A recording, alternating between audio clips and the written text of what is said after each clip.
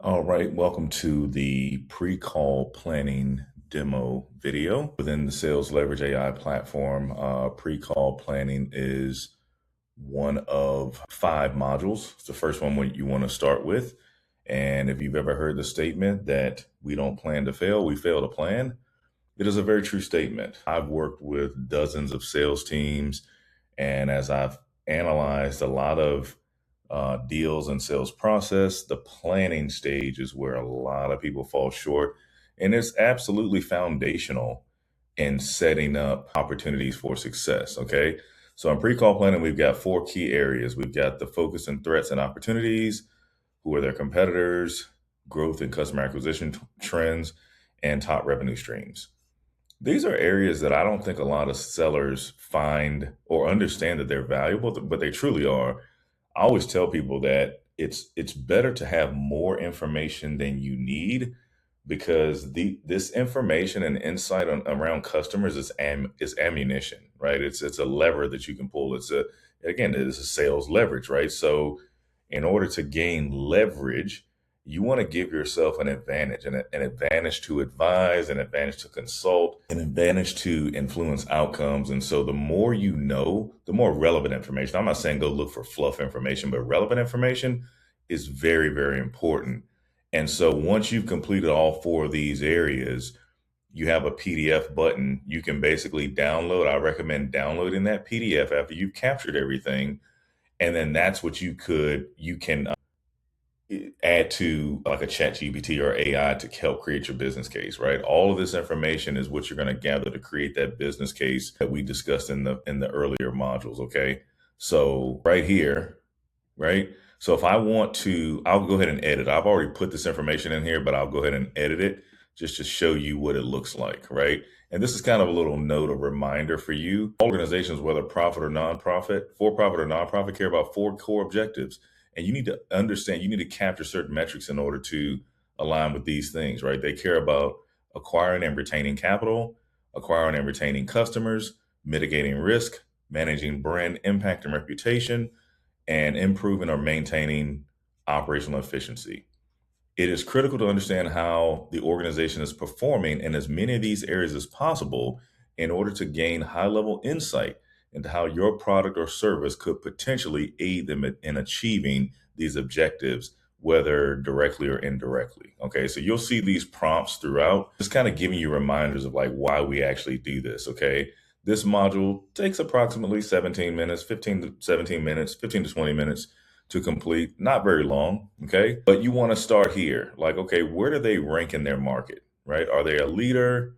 Are they a challenger? Are they a niche player? Are they a visionary or unknown? Like, where do they rank in the market? Because this could be a driver, right? Could your product or solution help elevate them from one position to the next? Could it help them carve out a competitive space or white space for them? So that's important to know, okay?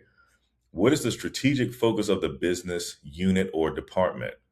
Is it, and these are simple drop downs, right? Is it to increase revenue, increase profit margins, market share, customer churn, so on and so forth, right? Or if it's something else, right? You can select that as an option and then text what that something else is. And you can add as many of these as you need to, right? So if you need to add another one, so let's say I want to add another, what's another objective for them? So we already got increased market share, revenue growth, improve operational efficiency. Maybe another one is reduce customer churn. That's important to them. Okay.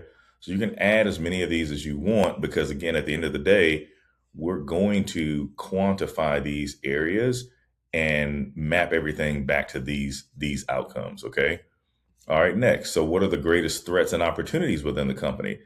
Guys, a lot of this stuff is listed right in Sales Navigator or LinkedIn. Go there and get this information. It doesn't take a long time to find this information. Those things are outlined very, very clearly on LinkedIn. LinkedIn is your friend. LinkedIn is a great tool, and we work very well with that platform. So make it easy on yourself. You don't have to go to the company website and scour the page for that. Or if you're somebody that uses, AI and Chat GPT, use that. Make it easy on yourself. But you do want to walk away with these insights, right? How you get it is up to you. But work smarter, not harder. Okay. So I've captured these, right? These are text fields. These are not drop downs, right? The drop downs are easy. The text fields, you just key it in based on the info you find. You can add or delete, as much as you want. Then we go to next. And then who are their competitors? You can put their website URL, their LinkedIn, whatever. These are the competitors of this company. So I want to put those top competitors in there. Make sure you're capturing who their competitors are, just to know, like, again, just to give yourself better insight on positioning and things of that nature. That's going to be really important. What are the growth trends? How do they make revenue? How did they do in 2022? What was their revenue in 2023? What was their revenue in 2024? What trends or patterns are you seeing? You can leverage this in your favor. So if there's a negative revenue trend, hey, maybe your pitch or your value prop is, hey, we can help reverse that trend and get you to a positive growth trend again. Or say there is a positive trend, maybe it's 2%, 5%, whatever. Hey, we can accelerate that by or increase that by 3x, 4x, 5x.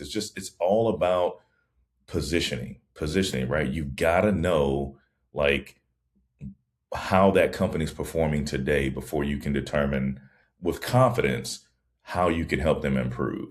Customer acquisition trends over the past 3 years, this is kind of a nice to have. Like, if you can find it, like, oh, okay, they're at 1,000 customers in year one, 2,000 in year two, 2,000, just again, try to understand how they're performing from a customer retention standpoint, because again, that's one of those top drivers or top outcome metrics that companies care about, especially, CS teams and things like that. That's very important. There is a area of the business that matters to. And if you're selling a CS solution, then yeah, you might want to know how they're performing from a customer retention standpoint. Okay. From here, you can save edits if you want, and then move to another area. You can go back to the previous step, but we'll go to next. And then we capture, revenue in each lane. So this company, they have an aerospace and industrial business unit. This was their corresponding revenue. They have a defense and electronics. This is the corresponding revenue. Naval and power. The more you do this, it's just going to make you look more like a very sophisticated, educated, and prepared consultant. You can have bigger discussions further up the value chain, further up the decision hierarchy. You will be relegated to the person that you sound like within the organization. So I don't care if you're going after the CEO, CFO, or whoever. If your dialogue doesn't sound like that persona, you're never going to get in front of that person, right? You're going to get aligned or relegated to the person you sound like. So do yourself a favor, do this due diligence, and start capturing these high level metrics, this type of insight, because it's going to equip you later to have executive level conversations. Here you can quit without saving, which I never recommend. You want to quit, save and quit from here, and then you can go back to, whatever area you want. You can move between. Your next stage is going to be standard discovery. We'll go through that in the next video. But again, pre-call planning, super simple, super easy. Capture, even in your, like, this is actually a part of pre-call planning, I think, capturing these contacts. This is where you create the company. But I always say, man, find 3 to 5 relevant contacts, if not more. It's going to help you to multi-thread this better and get to the right person you need sooner. So even though this is the pre-call planning module, a part of it is understanding who you're going after, the right personas, right? This is just, what are the outcomes that those personas care about? So I had the CFO, COO, I think director of manufacturing and supply chain. These are the things that they care about, right? Be mindful of that, and we will see you in the next video.